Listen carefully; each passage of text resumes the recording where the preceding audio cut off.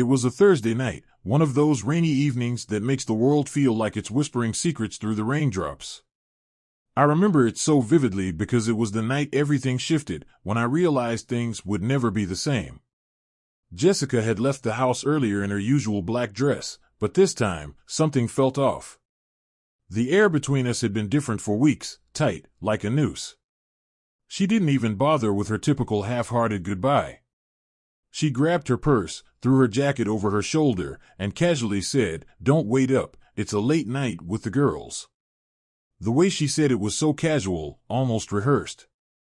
Like she had practiced getting it just right. I didn't say anything, but a knot formed in my stomach. Call it instinct, or maybe just the years of knowing someone inside and out.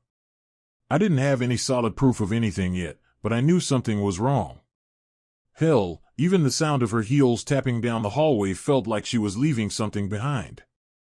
I sat in the living room, the TV on, but my mind wasn't there. It kept circling back to her, wondering where she really was.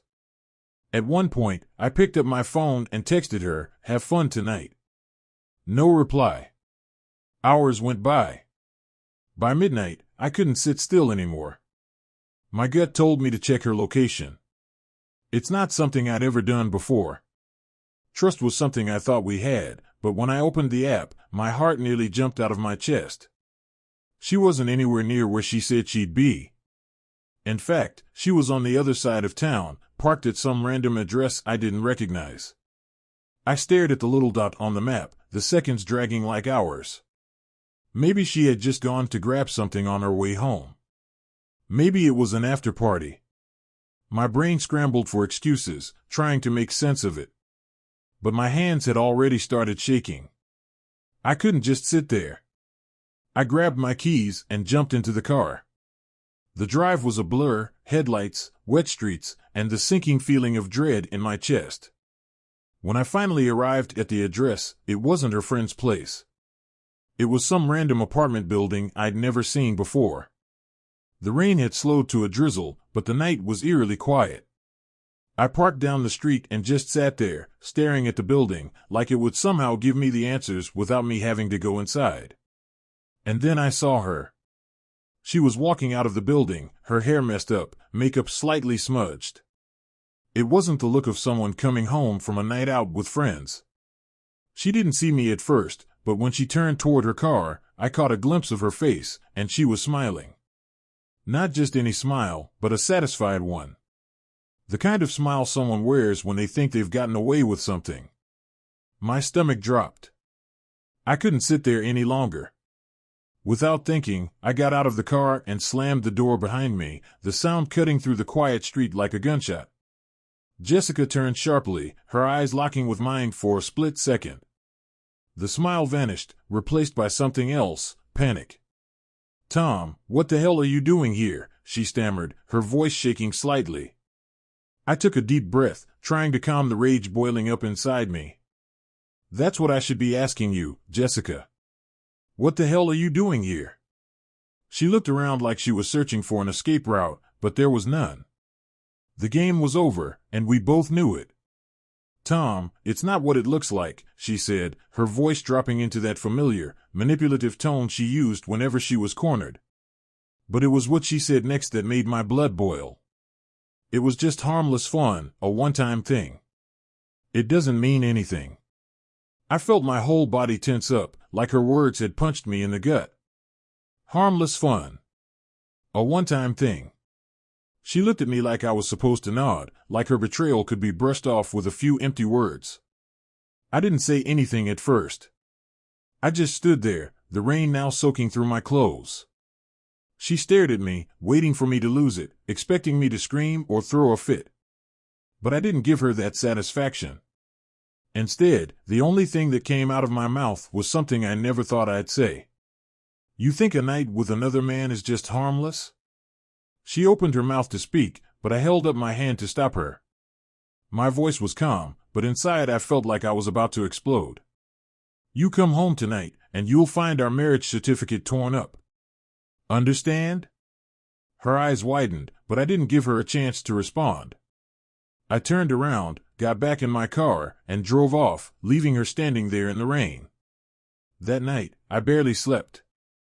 The house felt colder, emptier than ever before. Everything was about to change, and I was the only one who saw it coming.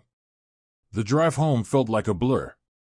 My hands gripped the steering wheel so hard my knuckles turned white, and the streetlights blurred into streaks of light and shadow. My mind kept replaying that moment outside the apartment, the look on Jessica's face when she realized she'd been caught. That smug confidence crumbled in real time, but what really stuck with me were her words. Harmless fun. That's what she called it.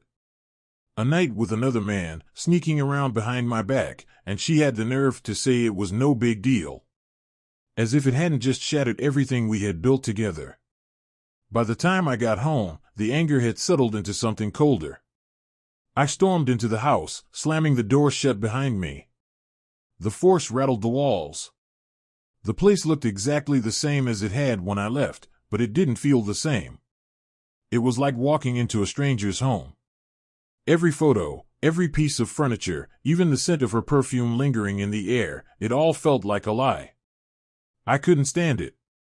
I walked straight to the living room shelf and grabbed our wedding photo. In the picture, she's smiling at me like I was the only person in the world. Her eyes bright with what I thought was love. My stomach twisted at the sight of it. Without thinking, the frame slipped from my fingers and hit the floor, the glass shattering into jagged pieces, just like everything else. But I wasn't done. I stormed into the study, yanked open the drawer where we kept our important documents, and there it was, our marriage certificate. The official paper that used to mean something. It used to symbolize a promise, a commitment. Now, it was just a reminder of how far we'd fallen. My hands trembled with anger, and before I knew it, I ripped the certificate straight down the middle. The sound of paper tearing was so satisfying and so final. I kept going, tearing it into smaller and smaller pieces until it was nothing but confetti scattered across the floor. The house was eerily silent, except for my heavy breathing. I stood there for what felt like hours, staring at the shredded certificate at my feet, my mind racing but blank at the same time. She didn't deserve that piece of paper. She didn't deserve the promises we made or the life we built together. And if she thought she could just walk back in here and act like this was some silly misunderstanding, she was in for a rude awakening. I paced around the living room, running my hands through my hair, trying to calm the storm in my head. But I couldn't stop thinking about her. How long had this been going on? Was this really just a one-time thing, or had she been sneaking around for months, maybe even years? Every late night, every work trip, every text she dismissed as just the girls, all of it felt tainted now. By 3 a.m., I had lost count of how many times I replayed the night in my head. I kept expecting to wake up, hoping this was some sick nightmare. But it wasn't. And the worst part? I didn't even know if I wanted to confront her again. Not yet. I needed more. I reached for her laptop, sitting open on the kitchen counter. She usually kept it locked, but tonight, of all nights, she had left it wide open, like she didn't expect me to notice, like she had gotten too comfortable in her lies. My hands hovered over the keyboard, hesitating for a split second. I had never invaded her privacy before, not once. But the Jessica I thought I knew had shattered everything. The messages were easy to find. Too easy. Her browser was still open to her email, and there it was, his name. Matt. A string of messages, casual at first, then flirty, then as I scrolled down, more explicit. Every word felt like a punch to the gut. But it didn't stop there. There were photos, too. Photos of them together, laughing in a way I hadn't seen her laugh in years. Then one of her in that same black dress she had worn tonight, standing outside some bar, leaning into him like he was the center of her universe. I slammed the laptop shut, my chest tightening. It was one thing to suspect, but to see it laid out in front of me like that? It was a different kind of pain. A kind that crawls under your skin and festers. Just as I sat there, staring at the closed laptop, I heard the front door creak open. Jessica was home. Her heels clicked against the hardwood floor, echoing through the silence. She didn't know yet. She had no idea what she was walking into. I didn't move, just sat there, waiting for her to come face to face with the wreckage she'd caused. When she stepped into the living room and saw me sitting there, her eyes went wide. But it wasn't guilt or shame that I saw. It was that same mask of control she always wore, like she could talk her way out of anything. She didn't notice the shredded marriage certificate at first, not until she stepped on one of the torn pieces. Her gaze followed the trail of paper, and then her eyes met mine. I waited for her to say something, to explain, to beg for forgiveness, anything. But instead, she crossed her arms and, with that same calm, icy tone, she said, "What's your problem, Tom?" My problem. It took everything in me not to explode right there. Her voice, so casual, so cold, was the final spark.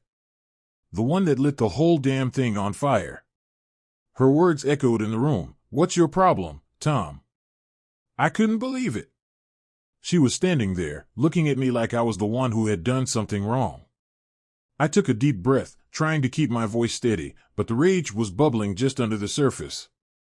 My problem? I repeated slowly, standing up from the chair.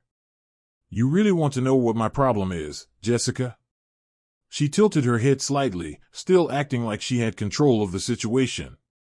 Yeah, I do. You've been acting like a lunatic lately. What's going on? I could feel my fists clenching at my sides, but I wasn't going to let her get the satisfaction of seeing me lose it. Not yet. What's going on? I said, stepping closer. I'll tell you what's going on. You've been lying to me. Sneaking around behind my back. You think I didn't notice?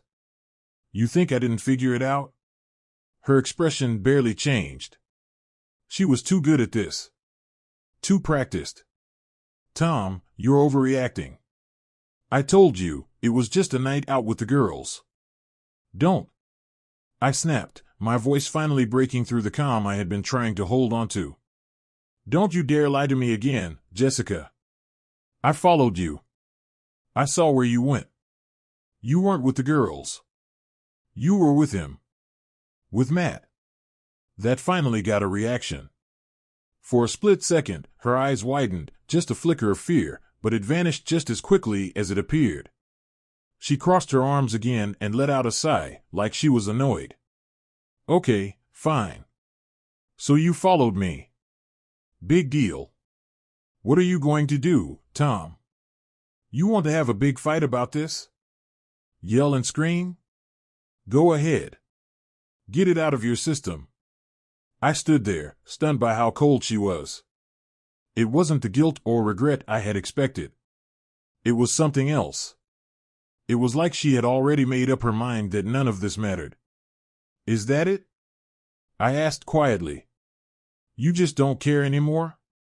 You think you can do whatever you want, and I'm supposed to just roll over and take it? She shrugged. What do you want me to say, Tom? I'm sorry? Fine. I'm sorry. But let's be real here, you haven't exactly been the perfect husband. That hit me like a slap to the face. I stared at her, trying to wrap my head around what she had just said. Are you seriously trying to put this on me? She didn't flinch. I'm not saying it's all your fault. But maybe if you hadn't been so distant, so checked out of this marriage, I wouldn't have had to find someone else. I couldn't believe what I was hearing. After everything she had done, after all the lies and the betrayal, she had the nerve to make me the villain in her story. You're unbelievable, I muttered, shaking my head. I gave you everything, Jessica. I worked my ass off to build this life for us, and this is how you repay me? By running around with some other guy? She sighed again, like she was bored with the conversation. Look, I don't want to do this right now. I'm tired, and I don't have the energy for your drama. Can we just talk about this in the morning? The rage flared up inside me again, but I kept it in check. No, we're not talking about this in the morning. We're talking about it now. She rolled her eyes. Fine. What do you want, Tom? You want me to grovel? Beg for forgiveness? Cry and tell you I'll never do it again? I took a step closer, my voice low and cold. No, Jessica. I want you to leave. That caught her off guard. What? I want you to pack your things and leave, I repeated, my voice steady. Tonight. She blinked, clearly not expecting that. You're serious? You're kicking me out? Yeah, I said, locking eyes with her. I'm done. You made your choice, and now you can live with it. She stood there for a moment, stunned, as if she couldn't believe I was actually serious. Then, her face hardened. Fine. If that's how you want to play it, Tom, I'll leave. But don't think for a second that this is over. You're going to regret this. I didn't respond. I just watched as she turned and stormed off to the bedroom, slamming the door behind her. I could hear her angrily throwing things into a suitcase, muttering under her breath. But I didn't care. Not anymore. When she finally walked out of the house, dragging her suitcase behind her, she didn't say a word. She didn't even look at me. She just slammed the door, and the silence that followed was deafening. I stood there in the empty house, the broken pieces of our life scattered around me, and for the first time in weeks, I felt something close to peace.